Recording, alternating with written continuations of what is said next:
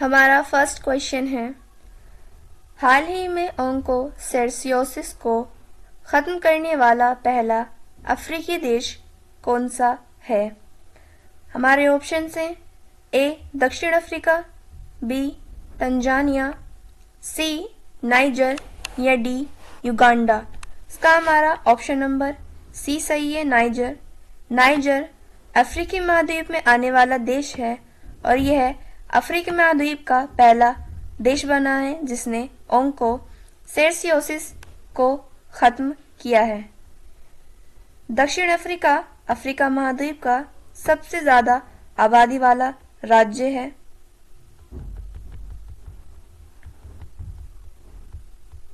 ओंकोसेरसियोसिस को खत्म करने वाला अफ्रीकी महाद्वीप का पहला देश व विश्व का 5वां देश नाइजर है। विश्व का पहला देश जिसने ओंकोसेरसियोसिस को खत्म किया वह कोलंबिया है। ओंकोसेरसियोसिस को मूल नाम रिवर ब्लाइंडनेस है। अब रिवर ब्लाइंडनेस के नाम से ही हम जान सकते हैं कि इसमें अंधापन होता है, ब्लाइंडनेस अंधापन होता है। यह अंधापन उन लोगों को होता है जो नदी के किनारे रहते हैं, यानी कि नदी के किनारे या नदी के आसपास रहने वाले लोगों को रिवर ब्लाइंडनेस या जिसको हम ओंकोसेरसियोसिस के नाम से भी जानते हैं, यह अत्यधिक होता है। नदी के किनारे रहने पर जो है एक परजीवी होता है जिसका नाम ओंकोसेर का होता है। ओंकोसेर का परजीवी के कारण ही ओंकोसेरसियोसिस नामक बीमारी होती है, जिससे नदी के आसपास रहने वाले लोगों को अंधापन होने लगता है। रायसीना डायलॉग का आयोजन भारत में होता है। दिल्ली में स्थित रायसीना पहाड़ी पर रायसीना डायलॉग का आयोजन राष्ट्रपति भवन में होता है। चूंकि राष्ट्रपति भवन रायसीना पहाड़ी पर स्थित है, इसीलिए रायसीना डायलॉग का आयोजन भी राष्ट्रपति भवन में ही होता है। 2024 में रायसीना डायलॉग 9वें क्रम का था व 9वें क्रम की रायसीना डायलॉग में ग्रीस के प्रधानमंत्री मुख्य अतिथि थे। 2024 तक रायसीना डायलॉग ही होता था, परंतु 2025 में रायसीना डायलॉग का पहला संस्करण हुआ। 2025 में रायसीना मध्य पूर्व सम्मेलन का पहला संस्करण हुआ। यह संस्करण अबू धाबी, जो कि यूनाइटेड अरब अमीरेट्स की राजधानी है, इसमें आयोजित हुआ। इस संस्करण में मुख्य अतिथि डॉक्टर एस.जे. शंकर थे। सम्मेलन का उद्देश्य आयोजित कराने का उद्देश्य है कि वर्तमान में उत्पन्न होने वाली चुनौतियों से निपटान किया जा सके। चूँकि डायलॉग का जो अर्थ होता है वह यह होता है कि लोग आपस में बैठ के बातचीत कर सकें और इसी बातचीत के जरिए जो है अब आने वाली चुनौतियों से निपटान किस प्रकार किया जा सकता है, इस बात का की जो है साझेदारी की जाएगी। 2024 तक केवल रायसीना डायलॉग का ही आयोजन होता था, परंतु 2025 में पहली बार रायसीना मध्य पूर्व सम्मेलन का संस्करण हुआ। इस सम्मेलन को विदेश मंत्रालय यानी कि हमारे भारत का विदेश मंत्रालय, यूएई की सरकार व एक संस्थान है जिसका नाम है ऑब्जर्वर रिसर्च फाउंडेशन, यह तीनों मिलकर आयोजित करा रहे हैं। नेक्स्ट क्वेश्चन है, हाल ही में विश्व उपेक्षित उष्णकटिबंधीय रोग दिवस 2025 कब मनाया गया? हमारे ऑप्शन हैं ए 27 जनवरी, बी 28 जनवरी, सी 29 जनवरी या डी 30 जनवरी। इसका हमारा ऑप्शन नंबर डी सही है। 30 जनवरी को विश्व उपेक्षित उष्ण कटिबंधीय रोग दिवस मनाया गया। विश्व उपेक्षित उष्ण कटिबंधीय रोग या उपेक्षित उष्ण कटिबंधीय रोग उन रोगों को कहा जाता है जो रोग बहुत तेजी से फैलते हैं, परंतु हम उन रोगों पर अत्यधिक ध्यान नहीं देते हैं या इन रोगों पर अत्यधिक ध्यान नहीं दिया जाता है। ऐसे ही रोगों को जो है उजागर करने के लिए उपेक्षित उष्णकटिबंधीय रोग दिवस मनाया जाता है और इस दिवस में उन रोगों को उजागर किया जाता है जिन पर हम लोग ध्यान नहीं देते हैं। उपेक्षित उष्णकटिबंधीय रोग दिवस 30 जनवरी को मनाया गया। यह रोग दिवस पहली बार 2022 में मनाया गया था। 2025 यानी कि हाल ही में मनाए गए उपेक्षित उष्णकटिबंधीय रोग दिवस का थीम था एकजुट हो खत्म करें, यानी कि एकजुट होकर हम सभी उपेक्षित उष्णकटिबंधीय रोगों का निपटान करें। उपेक्षित उष्णकटिबंधीय रोग दिवस को मनाने के लिए इंडिया गेट को बैंगनी और नारंगी रंग की रोशनी से सजाया गया। वह इस बार दो मुख्य रोगों को पर ध्यान दिया गया, जिसमें पहला काला जार है और दूसरा फाइलेरिया है। काला जार प्रोटोजोआ से होने वाला रोग है। वह काला जार की वाहक सैंड फ्लाई है, जिसे हम बालू मक्खी भी कहते हैं। फाइलेरिया ब्रुचेरिया ब्रोकोप टाइप से होता है। यानी कि इस बार जो दो मुख्य रोगों पर ध्यान दिया गया जिन पर हम लोग ध्यान नहीं देते हैं, वह काला जार और फाइलेरिया है। नेक्स्ट क्वेश्चन है, हाल ही में एलन मस्क ने डिजिटल वॉलेट एक्स मनी के लिए किसके साथ समझौता किया? हमारे ऑप्शन हैं ए पेपॉल, बी मास्टर कार्ड, सी वॉलमार्ट या डी वीज़ा।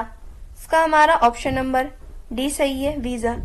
वीज़ा के साथ मिलकर एलन मस्क ने डिजिटल वॉलेट जिसका नाम एक्स मनी है इसको शुरू किया है। हम सभी जानते हैं कि ट्विटर जिसका नाम बदलकर एक्स प्लेटफॉर्म रखा गया है और इसी एक्स प्लेटफॉर्म के मालिक एलन मस्क हैं। एक्स प्लेटफॉर्म के लिए अब एलन मस्क ने एक डिजिटल वॉलेट शुरू किया है जिसका नाम एक्स मनी है और इसके लिए एलन मस्क ने वीज़ा के साथ समझौता किया। एलन मस्क ने डिजिटल वॉलेट एक्स मनी के लिए वीज़ा के साथ समझौता किया। एलन मस्क ने ट्विटर को खरीदने के बाद ट्विटर का नाम बदलकर एक्स रखा था और एक्स की सीईओ लिंडा याक्रिनो को बनाया था। एलन मस्क ने एक्स प्लेटफॉर्म में डिजिटल वॉलेट शुरू किया है जिसमें आप वीज़ा के साथ साझेदारी करके सीधा भुगतान कर सकते हैं। चूँकि अब ज़्यादातर जो ऐप्स हैं उनमें आपको डिजिटल भुगतान का ऑप्शंस प्रदान किया जा रहा है। व्हाट्सएप में भी अब ऑनलाइन पेमेंट का ऑप्शंस है। इसी प्रकार एलन मस्क ने भी ट्विटर या एक्स में अब डिजिटल पेमेंट के लिए वीज़ा के साथ साझेदारी करके जितने भी एक्स प्लेटफॉर्म के यूजर्स हैं वह अब सीधा भुगतान कर सकेंगे। नेक्स्ट क्वेश्चन है, हाल ही में महाकुंभ भगदड़ पर किसकी अध्यक्षता में न्यायिक आयोग का गठन हुआ? हमारे ऑप्शन हैं A P Chaudhary, B Shripad Yesso Naik, D C Jagdambika Pal या डी हर्ष कुमार। इसका हमारा ऑप्शन नंबर डी सही है, हर्ष कुमार। हर्ष कुमार जो कि पूर्व न्यायाधीश प्रयागराज के पूर्व न्यायाधीश रह चुके हैं। इन्हें महाकुंभ में हुई भगदड़ की जो गठन न्यायिक आयोग बनाया गया है उसकी अध्यक्षता सौंपी गई है। महाकुंभ प्रयागराज में आयोजित हो रहा है। महाकुंभ 13 जनवरी से शुरू होकर 26 फरवरी तक चलेगा। 13 जनवरी की तारीख को पौष संक्रांति थी और 26 फरवरी को महाशिवरात्रि है, तो महाकुंभ पौष संक्रांति से शुरू होकर महाशिवरात्रि तक चलेगा। महाकुंभ में 29 जनवरी की तारीख को मौनी अमावस्या में अमृत स्नान के लिए संगम घाट पर अत्यधिक भीड़ जमा होने के कारण भगदड़ की घटना हुई। इसी भगदड़ की घटना की जांच के लिए आयोग में 3 सदस्यों को निर्धारित किया गया है। 3 सदस्यों में से इलाहाबाद हाई कोर्ट के पूर्व न्यायाधीश हर्ष कुमार जी अध्यक्षता करेंगे और जो 3 सदस्य हैं उनमें दूसरे सदस्य डॉक्टर वी के गुप्ता हैं जो कि और डॉक्टर डी के सिंह जी हैं। वी के गुप्ता जो है यह पुलिस प्रशासन की ओर से आयोग के दूसरे सदस्य हैं वह पूर्व IAS officer doctor DK Singh भी इसी आयोग के सदस्य हैं। इस आयोग का कार्य है कि 29 जनवरी की तारीख को हुई भगदड़ की जांच करना व जितने भी इस भगदड़ के दोषी हैं उन दोषियों को सजा दिलवाना। नेक्स्ट क्वेश्चन है, विश्व पुस्तक मेले का फोकस देश किसे चुना गया? हमारे ऑप्शन हैं ए रूस, बी जर्मनी, सी इजराइल या डी यूक्रेन। इसका हमारा ऑप्शन नंबर ए सही है, रूस। रूस को हाल ही में शुरू हुए विश्व पुस्तक मेले का फोकस देश घोषित किया गया है। रूस की राजधानी मॉस्को है।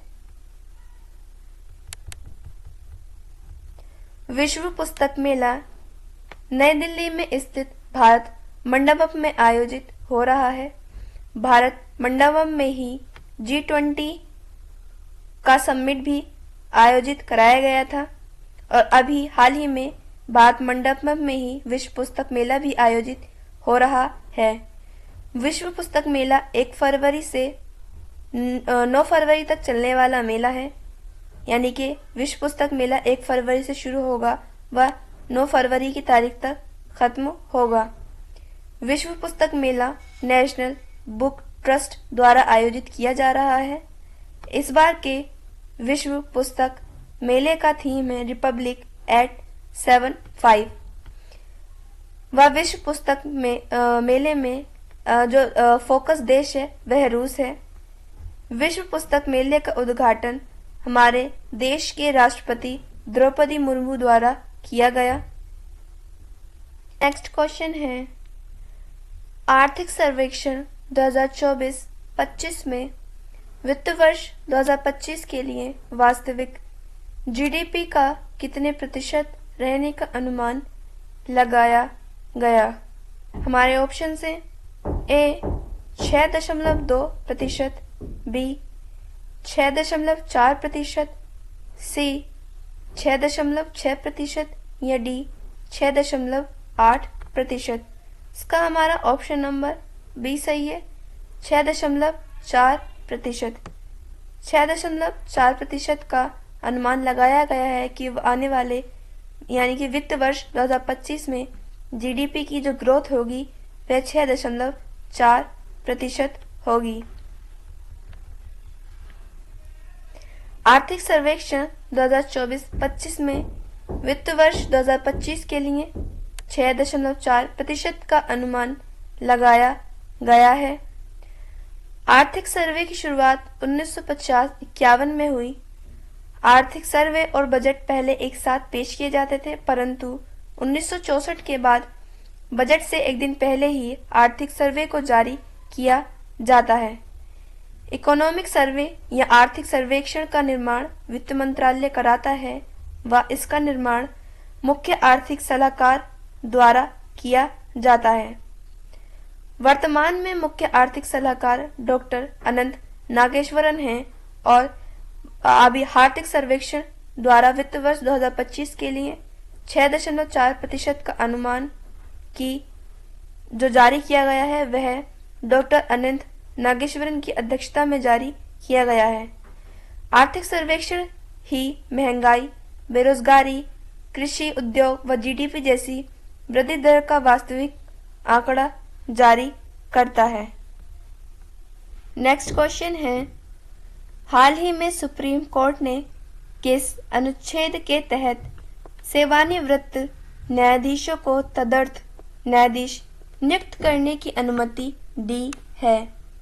हमारे ऑप्शन हैं ए अनुच्छेद 204A, बी अनुच्छेद 214A, अनुच्छेद 224A या अनुच्छेद 234A।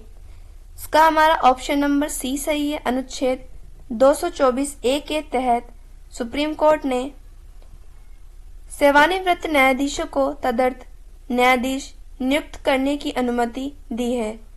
तदर्थ न्यायाधीश का अर्थ होता है कि जितने नहीं या जो पूर्व न्यायाधीश रह चुके हैं, जो कि रिटायर हो चुके हैं, उनको वापस से जो है उच्च न्यायालय में न्यायाधीशों की नियुक्ति कराई जा सके। तदर्थ न्यायाधीशों की जो नियुक्ति करी जाती है वह अनुच्छेद 224 ए के तहत की जाती है। सुप्रीम कोर्ट के मुख्य न्यायाधीश संजीव खन्ना ने आर्टिकल 224 ए का इस्तेमाल करते हुए उच्च न्यायालय में तदर्थ न्यायाधीशों को नियुक्त करने की अनुमति दी है। तदर्थ न्यायाधीशों की जगह पर सेवानिवृत्त न्यायाधीशों को रीअपॉइंट किया जाएगा। तदर्थ न्यायाधीशों को वेतन, भत्ता व सुविधा भी प्रदान की जाएगी। तदर्थ न्यायाधीशों को रीअपॉइंट करने का उद्देश्य है कि जो भी लंबित मामले हैं उनका जल्दी से जल्दी निपटान किया जा सके। सुप्रीम कोर्ट ने प्रत्येक उच्च न्यायालय में 2 से 5 तदर्थ न्यायाधीशों को नियुक्त करने की अनुमति दी है।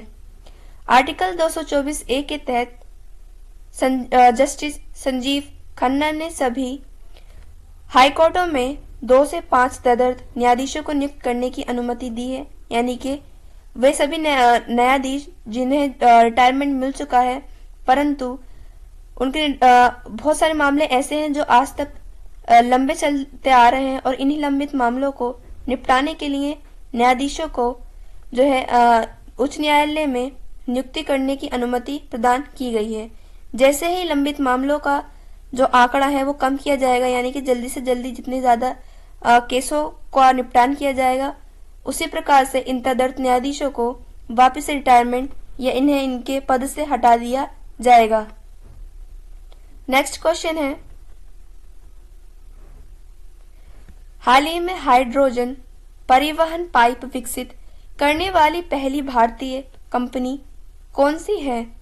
हमारे ऑप्शन है A Tata steel, B JSW steel, C SAIL limited या डी SR स्टील। इसका हमारा ऑप्शन नंबर ए सही है, टाटा स्टील। टाटा स्टील भारत का सबसे भरोसेमंद कंपनी है और इसी की टाटा स्टील द्वारा विकसित किए गए हाइड्रोजन परिवहन पाइप करने वाली पहली भारतीय कंपनी भी बनी।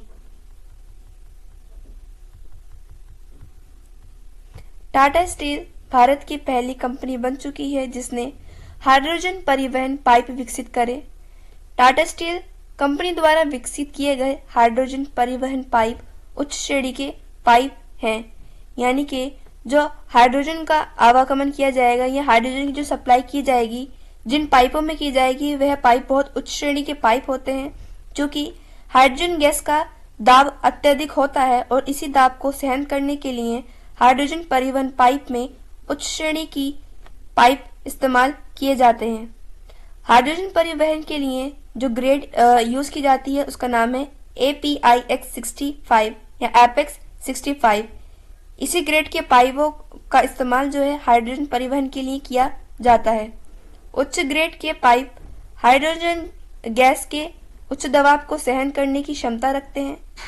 भारत में ग्रीन हाइड्रोजन मिशन के तहत सन 2023 तक 5 मिलियन मीट्रिक टन गैस का उत्पादन किया जाएगा। हमारा लास्ट क्वेश्चन है, हाल ही में ग्रामीण क्रिकेट लीग शुरू करने वाला पहला राज्य कौन सा है? हमारे ऑप्शन हैं ए ओडिशा, बी झारखंड, सी उत्तर प्रदेश या डी बिहार। इसका हमारा ऑप्शन नंबर डी सही है, बिहार। बिहार यह भारत का पहला राज्य है जिसने ग्रामीण क्रिकेट लीग शुरू की है।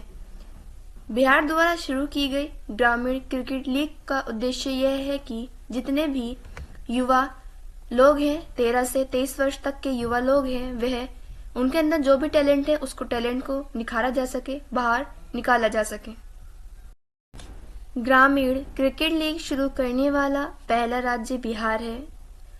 बिहार में शुरू की गई ग्रामीण क्रिकेट लीग का उद्देश्य है कि लोगों की छुपी हुई प्रतिभाओं को निखारा जा सके। इस क्रिकेट लीग में 13 से 23 वर्ष तक के लोगों को शामिल किया जाएगा, यानी कि जितने भी 13 से 23 वर्ष तक के लोग हैं वह बिहार में आयोजित ग्रामीण क्रिकेट लीग में प्रतिभाग कर सकते हैं। इस क्रिकेट लीग में 16 टीमों का निर्माण किया जाएगा और हर जिलों में मैचों को आयोजित कराया जाएगा, जिससे हर जिले में 13 से 23 वर्ष तक के लोग इस ग्रामीण क्रिकेट लीग में शामिल हो सकें। स्टूडेंट्स, ये क्लास हम यही ख़त्म करते हैं। नेक्स्ट क्लास में हम करंट अफेयर से बनने वाले और भी क्वेश्चंस को पढ़ेंगे। Thank you and thanks for watching.